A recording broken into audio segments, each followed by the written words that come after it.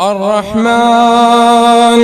علم القرآن خلق الإنسان علمه البيان الشمس والقمر بحسبان والنجم والشجر يسجدان والسماء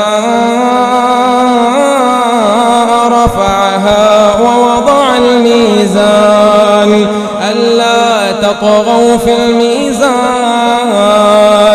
وأقيموا الوزن بالقسط ولا تخسروا الميزان وأقيموا الوزن بالقسط ولا تخسروا الميزان والأرض وضعها للأنام فيها فاكهة والنخل ذات الأكمام والحب ذو العصف والريحان فبأي آلاء ربكما تكذبان خلق الإنسان من صلصال كالفخار وخلق الجان من مارج من نار فبأي آلاء ربكما تكذبان رب المشرقين ورب المغربين فبأي آلاء ربكما تكذبان مرج البحرين يلتقيان بينهما برزخ لا يبغيان فبأي آلاء ربكما تكذبان يخرج منهما اللؤلؤ والمرجان فبأي آلاء ربكما تكذبان وله الجوار المنشآت في البحر كالأعلام فبأي آلاء ربكما تكذبان كل من عليها فان كل من عليها فان ويبقى وجه ربك ذو الجلال والإكرام فبأي آلاء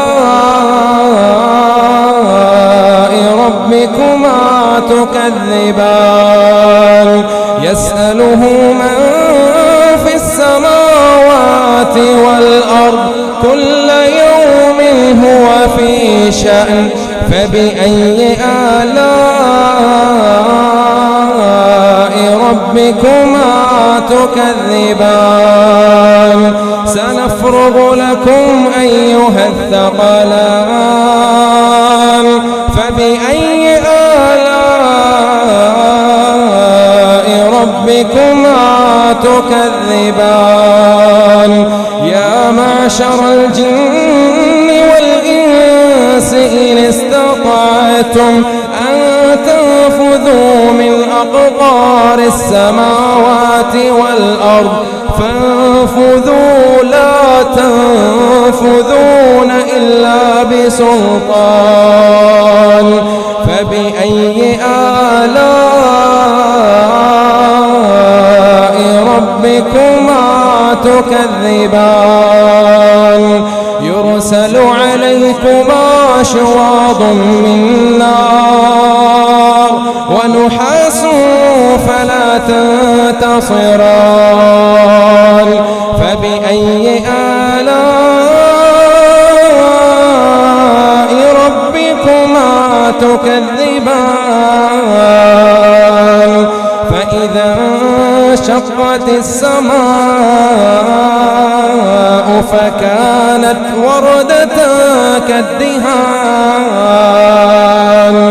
فبأي آلاء ربكما تكذبان فيومئذ لا يسأل عن ذنبه إنس ولا جان فبأي آلاء ربكما تكذبان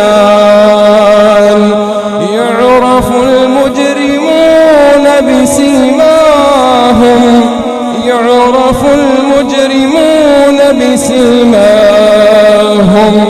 فيؤخذ بالنواصي والأقدام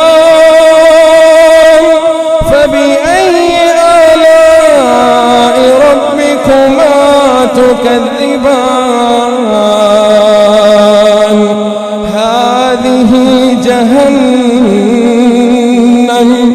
هذه جهنم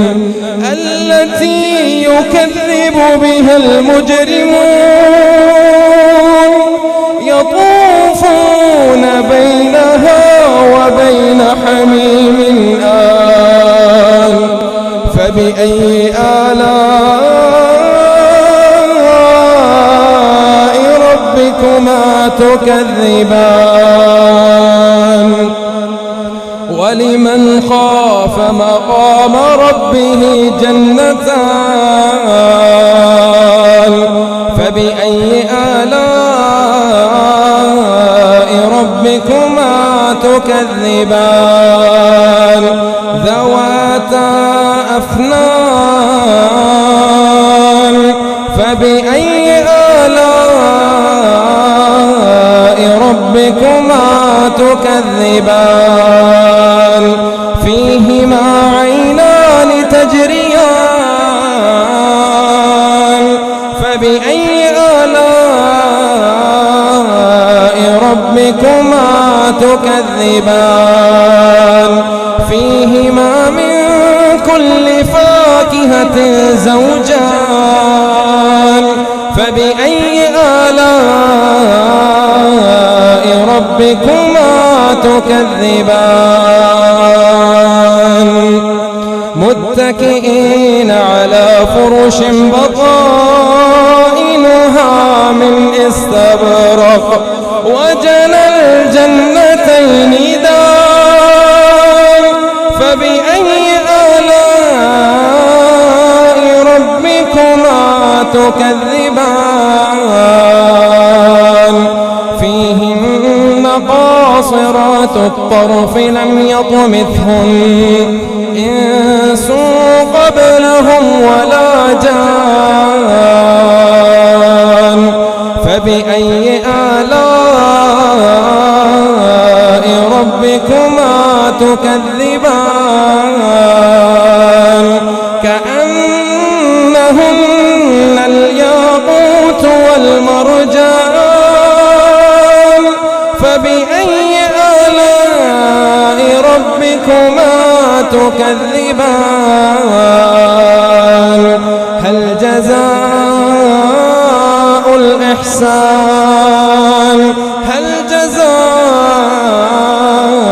الإحسان إلا الإحسان فبأي آلاء ربكما تكذبان ومن دونهما جنتان فبأي آلاء ربكما تكذبان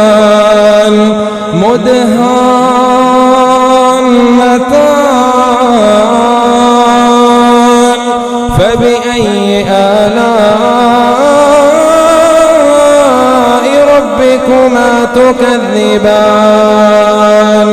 فيهما عينان نضاختان فبأي آلاء ربكما تكذبان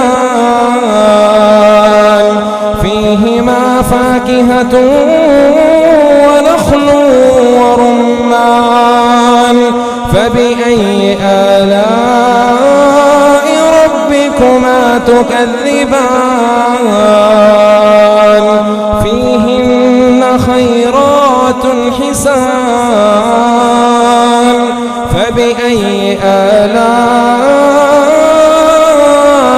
ربكما تكذبان حور مقصورات في الخيام فبأي آلاء ربكما تكذبان لم يطمثهن إنس قبلهم ولا جان فبأي آلاء ربكما تكذبان متكئين على رفرف خضر وعبقري حسان فبأي آلاء ربكما تكذبان تبارك اسم ربك ذي الجلال والإكرام.